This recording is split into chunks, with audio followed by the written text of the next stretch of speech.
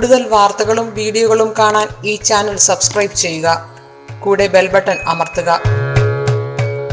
നമസ്കാരം. ഏഷ്യാനെറ്റ് ടിവിയുടെ എപ്പിസോഡിലേക്ക് എല്ലാ മനഃപ്രേക്ഷകർക്കും സ്നേഹം നിറഞ്ഞ ഹൃദയം നിറഞ്ഞ സ്വാഗതം. ഇതാണ് വിഷയം. ആരാലും തോൽപ്പിക്കാൻ കഴിയാത്ത 5 നക്ഷത്രക്കാർ.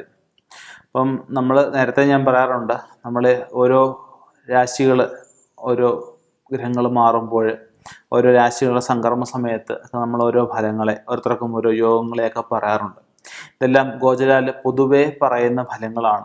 ഇതിന് കൃത്യമായിട്ടും വ്യക്തമായിട്ടും ഒരു 100% ഒരു ഉറപ്പ് വരുത്തണമെങ്കിൽ തീർച്ചയായിട്ടും നല്ല ഒരു ജ്യോതിഷനെ കണ്ട് അവനവൻ്റെ ജാതകം കൂടി പരിശോധിക്കേണ്ടെന്ന ആവശ്യകതയുണ്ട്.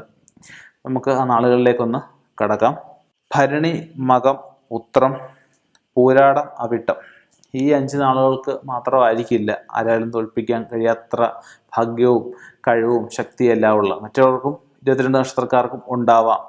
അതിന് തീർച്ചയായിട്ടും ജാതകം പരിശോധിക്കുക. അപ്പം നമ്മളെ ഒരാൾ തോൽപ്പിക്കണമെന്നൊരിക്കൽ, അല്ലെ നമ്മളെ ഒരാൾ കബളിപ്പിക്കണമെന്നൊരിക്കൽ നമ്മൾ തീർച്ചയായിട്ടും നിന്ന് കൊടുത്തെങ്കിലേ തീർച്ചയായിട്ടും ഒരാൾക്ക് നമ്മളെ പറ്റിക്കാനൊക്കെ ഉള്ളൂ. നമ്മൾ സ്റ്റേണായിട്ട് നമ്മളെ ഒരാളും പറ്റിക്കരുത് എന്ന രീതിയിൽ നമ്മൾ നിന്ന് കഴിഞ്ഞാൽ ഒരിക്കലും നമ്മളെ ഒരാൾ പറ്റിക്കുക. എല്ലാവർക്കും അറിയാവുന്ന കാര്യങ്ങളൊക്കെ തന്നെയാണ്. അപ്പം നമ്മളെ ഒരാൾ തോൽപ്പിക്കണമെന്നൊരിക്കൽ നമ്മുടെ മൈൻഡിൽ എപ്പോഴും ഒരു ആഗ്രഹം ഉണ്ടായിരിക്കണം. എന്താഗ്രഹമാണ്? ഈ ലക്ഷ്യം നമുക്കുണ്ടായിരിക്കണം.